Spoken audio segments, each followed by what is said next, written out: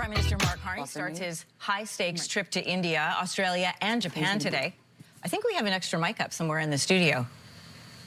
Do we? Okay, great. So he starts this trip. His plane takes off around 10 a.m. this morning. Beyond the bilateral meetings, this trip is seen as a step toward deeper coordination among countries that aren't superpowers. But they still carry significant economic and diplomatic weight. So for more on what's at stake on this 9-day journey, I'm joined by Kernaghan Webb, Director of the Institute for the Study of Corporate Social Responsibility at TMU. Welcome and good morning. Good morning, Anne-Marie. How are you doing? I'm doing great. Fascinated to learn more as we set off, or as the Prime Minister sets off for almost 10 days. This trip has two missions. It's both diplomatic and trade building, and you can't have one without the other.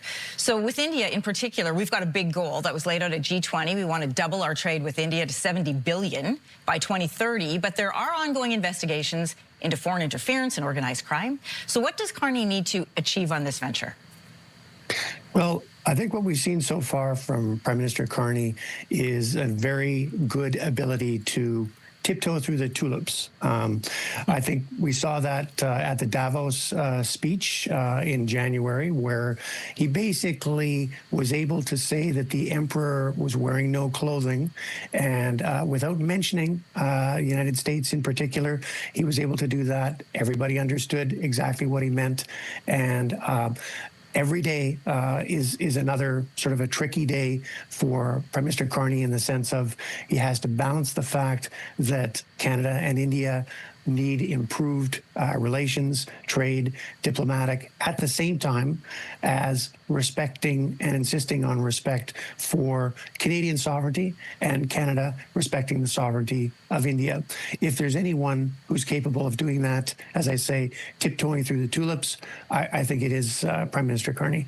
I'm glad you brought up Davos. During that speech to the World Economic Forum, he spoke about the importance of, a phrase that I know is used in trade circles and in academic circles, but it's one that, everybody's using now, and this is about middle power countries and how they need to work together. I'm going to remind everybody about what he had to say there.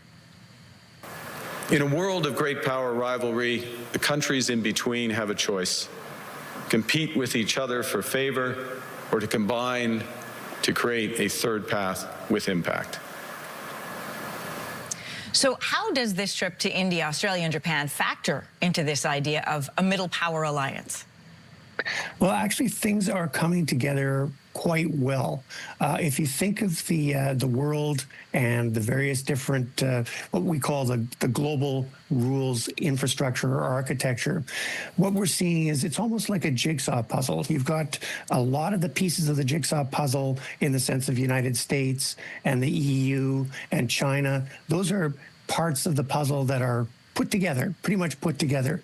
But what's happening in addition to that is a great deal of additional multilateral or bilateral agreements between middle powers. What I've talked about in articles that I've written as a global middle power alliance. And the idea behind that alliance is to take these individual little clusters of jigsaw puzzles that already exist now and start to piece them into one larger piece. And that larger piece, because it represents a cumulative, probably more than 1 billion consumers and businesses and so on around the world, that becomes a very powerful player. What's been missing until now is that it's just been individual agreements, bilateral or multilateral, whether it's with Canada and the EU, or Canada with Asian countries, or Canada with South American countries, and so on and so forth. But there's never been this desire to connect them all together, to put them under one roof, and to give middle powers the distinctive identity that they have. They're all brought together because they have respect for the rule of law, they have respect for basic rights, and that can act as a kind of a stability factor against the somewhat volatile great power activities that we see right now. How does that alliance of these middle powers work then when some of those countries, some of those middle power countries that you were just describing are part of other alliances, like BRICS, for example, that has Brazil, Russia, India, China, and South Africa. So can we have an alliance with somebody who also has an alliance with somebody else? Absolutely. Think of it this way. Nothing is stopping you as a member of a family on a particular block from having an individual relationship with the neighbor. On the other hand, the entire family can have a relationship with the neighbor's family. So there's absolutely no problem. And in fact, something that really is worth emphasizing is that Canada is not trying to get out of, for example, our existing relationships with the United States, or our participation in the United Nations, or any other existing multilateral or bilateral agreement that we have.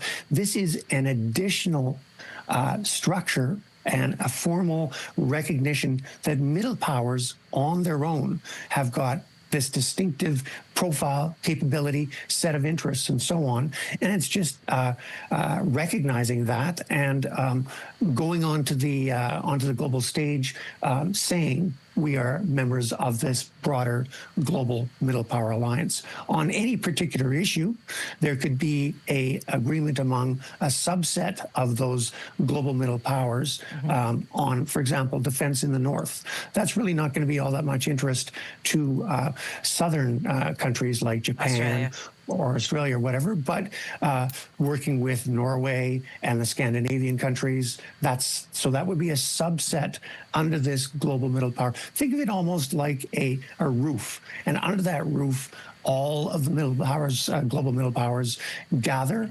A new issue comes up. Let's say, for example, Greenland comes up. Yeah. All of the middle powers can get together, have a discussion on that, and perhaps come up with a joint statement, much more powerful than just Canada on their own or whatever, a joint statement, something like that. Kernaghan Webb, Director of the Institute for the Study of Corporate Social Responsibility at TMU. Great to have you talking with us as the Prime Minister starts out on this venture. Appreciate your time. My pleasure, Anne-Marie. All the best.